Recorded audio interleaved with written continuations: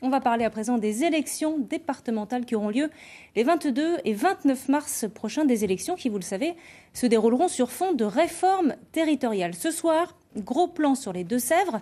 Dans ce département tenu par la gauche, le risque de basculement est réel, d'autant que les ténors, à l'instar du président du Conseil général, ne se représentent pas. C'est un dossier signé Luc Barré et Cédric Cottaz.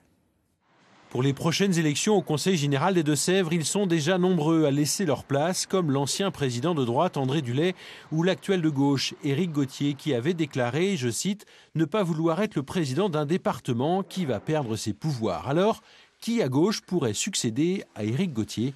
Ce que j'ai dit à mes collègues et ce que j'ai dit aux candidats, c'est à vous de travailler, d'élaborer un projet.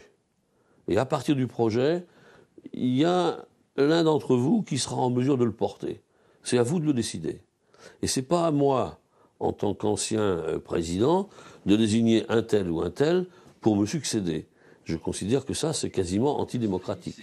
Parmi les possibles prétendants, Rodolphe Chalais, 9e vice-président au Conseil général. Et pour lui, la gauche qui a pris le pouvoir en 2008 doit continuer à appliquer localement sa politique.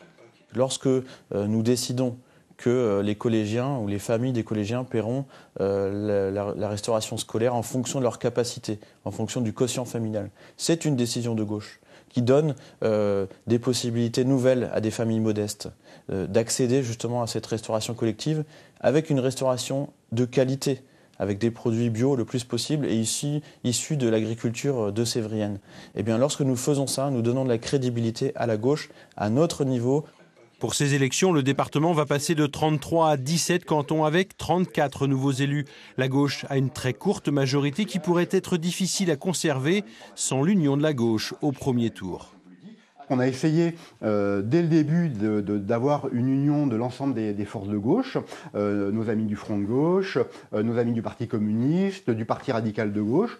Ça n'a pas pu être possible avec eux.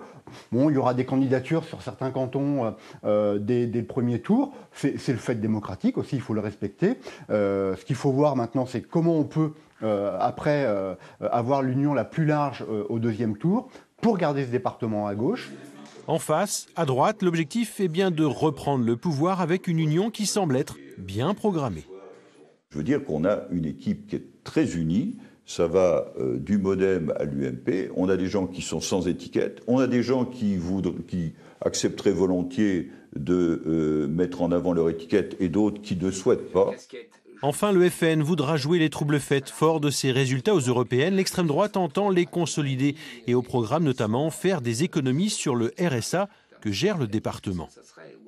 La patrie française est là pour aider les Français défavorisés ou qui subissent un drame dans leur vie professionnelle, mais il doit y avoir un contrôle. Parce que s'il n'y a pas de contrôle, si tout le monde peut rester tranquillement chez soi à ne pas travailler, ça coûte cher à la société, on prend l'habitude d'être assisté, les adultes, les enfants mineurs, et tout le monde profite du système. Et là, il y a un gaspillage monstrueux.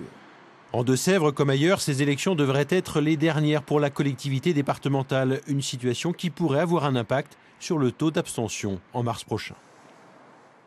Et des élections départementales, il sera question dans un numéro spécial de La Voix libre diffusé samedi à 11h. Jérôme Villain, Laïd Beritan et leurs invités évoqueront tout particulièrement les enjeux du scrutin dans les Deux-Sèvres et en Charente.